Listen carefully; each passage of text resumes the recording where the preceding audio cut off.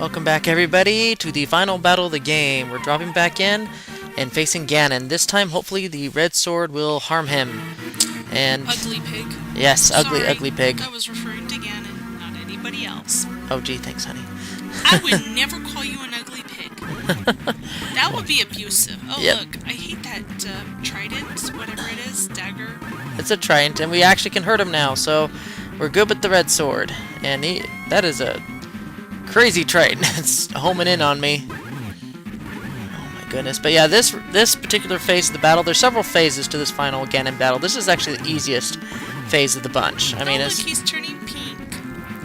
As long as you can dodge the one and only projectile, you can get through this phase with no problems at all.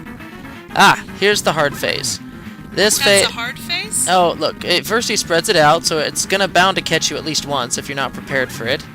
And here's the hardest part, dodging all these bats as each one turns... Bats, ooh. The fact that they're orange bats. Oh, I don't know if there's good really... gosh.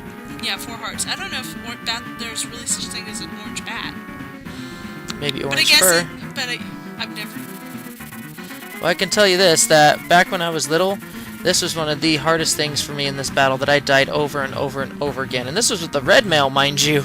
Wow. And then let alone the green tunic, because these bats were so hard for me to dodge when I was little, and my coordination was really starting. Yeah, not all that really good. For video games, right? Yeah, so this was. I mean, if you can get past this one and only phase, yeah. I mean, the battle's pretty much done. I mean, there's more to it, obviously, but. Oh look, he's actually ducking from his own bats. Oh, good gosh. Okay, here's this next third phase. It's a little hard because once he stomps the ground, if you're in a bad spot and he's already let loose that fire bat and it hits you while you're stunned, you're kind of screwed. Nice. So based on damage given, it's like 4 hits and I'm dead. So it seems like everything he does is 4 hearts of damage. Now, if you fall into one of these pits, basically you get down to a lower level of the pyramid, and you have to restart the battle all the way from the beginning. So let's not fall to the lower floor, shall we? Now, ooh, he's invisible. This is a throwback to what he was. Oh, good gosh, how he was in the first game, where he was completely invisible. And he just turned solid blue. Yep, just like in the first game, he turns blue, which means he's vulnerable to the arrow. So that's your chance to shoot him in the arrow. Now, when I first played this game, I'm like, yay, I shot him with an arrow. Oh wait, he's not dead after 1 arrow? Like in the first game, wow. Like in the first game, after 1 arrow, he was dead. So here it's just like, wait, what? He should be dead. But no, it takes 4 arrows to kill him. And wow, I did that on my first try. I'm impressed. I was actually dreading this battle because of the bats, but wow. Furry bats, orange furry bats. I think that's gonna be a new drink somewhere. Oh gosh, see furry that thing? Bats. See that thing that opened up? Yeah. I remember when I very first played this game, and that thing happened, like the back wall opened up, and I didn't really know that it was a pathway. I just thought something changed in the back wall. So I was literally wandering the boss room for like 5 to 10 minutes, figuring out I have no idea what to do next. What do I do? And then I just went towards the north wall and walked straight onto the pathway. I'm like, oh gosh, I'm so stupid.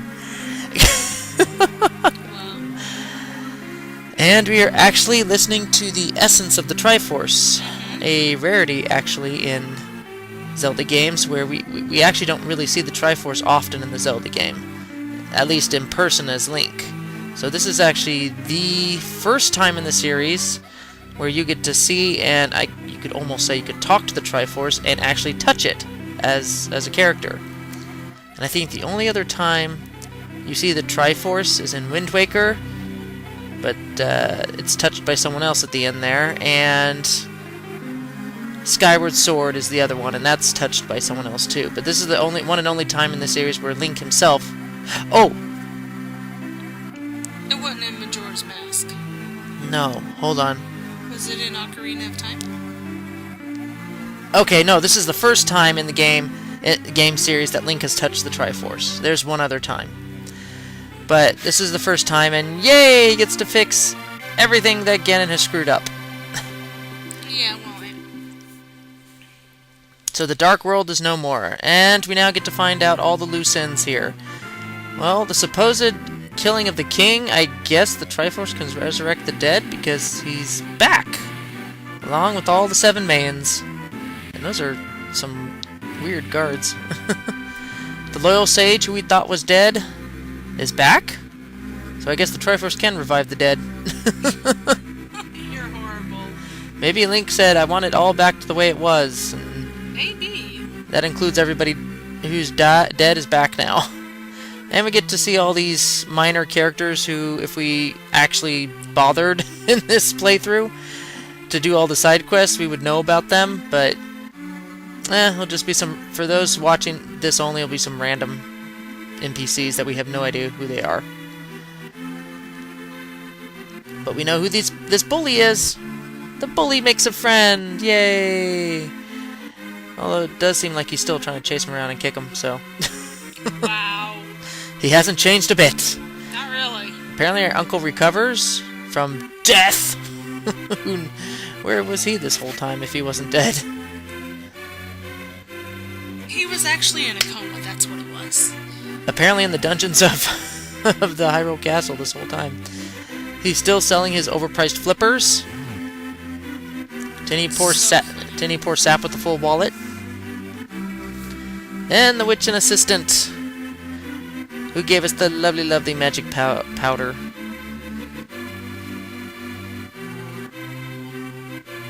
Twin lumberjacks. They are good for all of nothing. It's just one small side quest for HC piece, and that's pretty much their entire role. They were cutting down that tree for you.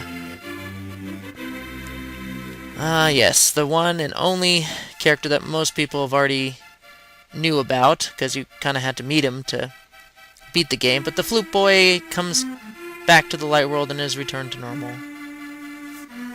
And Venus, Queen of Fairies. Every 100 rubies gets you a bomber or air upgrade of your choice. She's pretty stingy. The Dwarven Swordsmiths. Apparently they're required, because you need the red sword. So yes, you'll have to deal with them over the course of the game. And some random NPCs we don't know anything about, because we didn't bother to find out in this playthrough. By the way, that person's secretly a fairy. That woman? Yep, if you don't believe me, spray some magic powder on her and she turns into a fairy! No other NPC does that. Don't believe me? Try it yourself. The Lost Old Man. Serious, how does he live up here? What does he eat? Where does he get sustenance? If you don't know, we cannot tell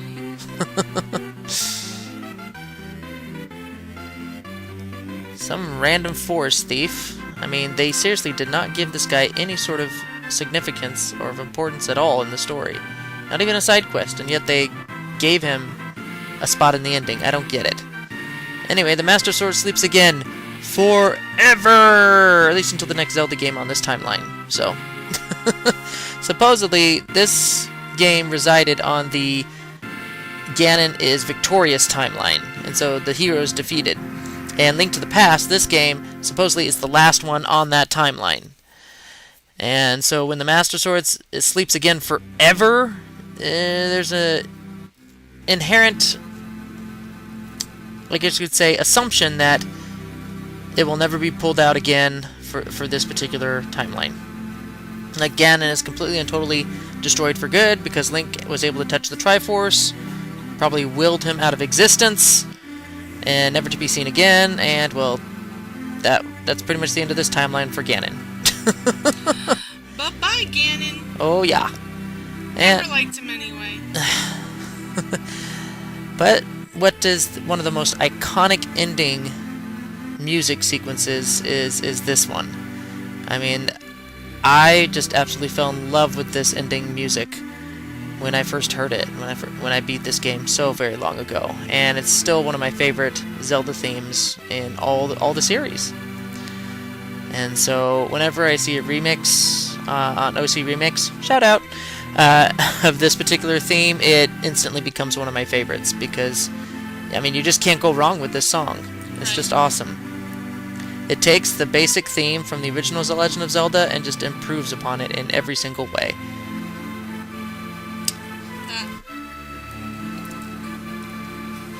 I can't. She's at a loss for words. Yeah, really. She loves the song too. She's at a loss. I'm so at a loss. So, on to the challenge. This was a very enjoyable challenge. I actually liked it. There were a couple annoying bosses here or there, but the dungeons themselves were relatively easy. I don't recall any particular difficult dungeon off the top of my head that really gave me any trouble, but I can definitely point out some bosses, and I'll get to those guys in the actual analysis of the game. But yeah, denying yourself the blue mail and subsequently the red mail and the red sword for as long as you could, at least until Ganon, which was required. Did not know that. But yeah, denying myself no bottles, no health. It was a good challenge. I thoroughly enjoyed it. And the frustration level never got to a point where I stormed away in fury. Not like some Mega Man games where, you know, you could try after hour after hour after hour and you're still no better at the level or the boss that you're trying to beat.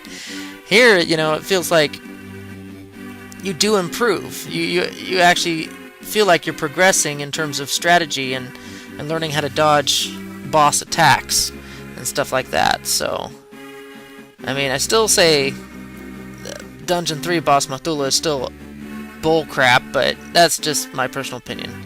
Ah, here, honey, quest history. In the original release of the game, which is what we're playing, it not only lists the deaths you have for each specific dungeon. You see 1 death, 3 deaths for Desert Palace, 3 deaths for Mountain Tower. It actually listed the amount of times you actually quit the game and restarted it, so it's not an accurate death count. Wow. This was fixed in later re-releases of the game where it actually did record the deaths and not just your restarts. So, I think, if I did my math right, it was like 39, 40... Oh, 40. Yep, 40 games played. That's not an accurate death count at all. But it's a good even number, so I'll take it. And we'll be... And my pros and cons were? I have none. She loves all Zelda games. Yeah, that's true. Well, the analysis is coming next, so until the next play series, whatever that will be, see you later! Legend of Zelda: A Link to the Past is a classic Zelda game that really jump-started the series into its gaming popularity. Indeed, it was here, in this last bastion of Super Nintendo greatness, that the tenets of Zelda game design and flow were established. The whole duality of collecting 2 sets of plot tokens was established here. Many iconic items were first made famous here, including the hookshop, bottles, and more. The overall mythos and backstory was finally fleshed out to some degree in this game, with the story of Ganon being given a human origin, a story that would later be explored in Ocarina of Time and later titles. Link to the Past was the Zelda game at the time, and still holds up to modern games today in terms of fun and challenge. Speaking of the challenge, this game is quite difficult by modern Zelda games today. Many people complain of the more recent Zelda games being easy, and I have to agree. This game is surprisingly brutal should you forego many advantages the game gives you. The first part of the game in the light world isn't anything too dangerous or frustrating. It is only in the dark world where things start getting interesting in this challenge. The Dark Palace was a good indicator of what I was getting into, and the boss did give me some fair share of trouble. I did the dungeons out of order specifically so I could get an extra heart or 2 in my life meter for Dungeon 3's boss, Mathula. I've always had a terrible time with that boss when I was younger, and he is no easier today when I'm an adult. The remaining magic in your magic meter for the Fire Rod is essential in putting an end to that battle fast. 2 surprising standouts among the bosses, however, were Cold Stare in Dungeon 5 and Viteris in Dungeon 6.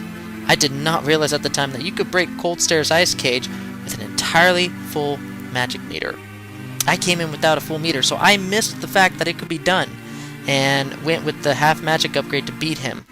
As such, the use of the Fire Rod in beating him was overkill and unnecessary, because without the magic meter upgrade, I would have released Cold Stare and been without magic in fighting his 3 Cloud Eyes. That is how I should have fought him, and that is how I should have beat him. For that, his difficulty raises the game's rating a good deal in my eyes, and I dare say he is the hardest boss in the game as a result.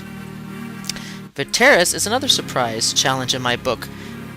By his little eyeball minions alone, they have little to no knockback when being struck, and gang up on you in swarms. Combine that when looking out for the lightning attack from the main unit, Man, you got a lot on your plate here. What surprised me in terms of easy bosses was Blind the Thief and Trinix.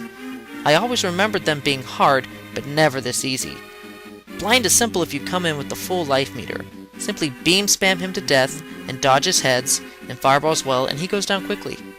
Trinix is also a cinch if you go after the ice head first, followed by the red head, and if you don't screw up, the final snake form is not really a problem. On the whole, other than a few hiccups with a few bosses, this challenge was not overly taxing, and was quite refreshing to run through. Finally, a Zelda game that is challenging, yet not frustratingly so. The fact that I was forced to pick up heart containers after every single boss does help matters a bit and lower its score substantially, especially since that otherwise, most enemies and bosses would be one-hit kills. So, for this minimalist challenge, I give Legend of Zelda: A Link to the Past a 6 out of 10. There are still parts in certain dungeons that are pretty unforgiving, and 3 to 4 bosses can really give you trouble if you just suck at dodging. But beyond those crunch points in the game, most people should have little difficulty in completing a majority of the game in a minimalist run. I feel this is a fair score, and I honestly can't give it anything higher based on its handouts of heart containers, full magic pots when I needed them, and an abundance of hearts dropped from enemies and those found in pots. So yeah, I really can't give it any higher score due to those reasons. So to update the tally from Video Games versus Me, Retro Challenge Gamer 6, Video Games 1. So, I hope you all enjoyed the series, and I'll be looking forward to doing the Ocarina of Time as my next Zelda title in the series sometime in the near future. Until the next one, see you later.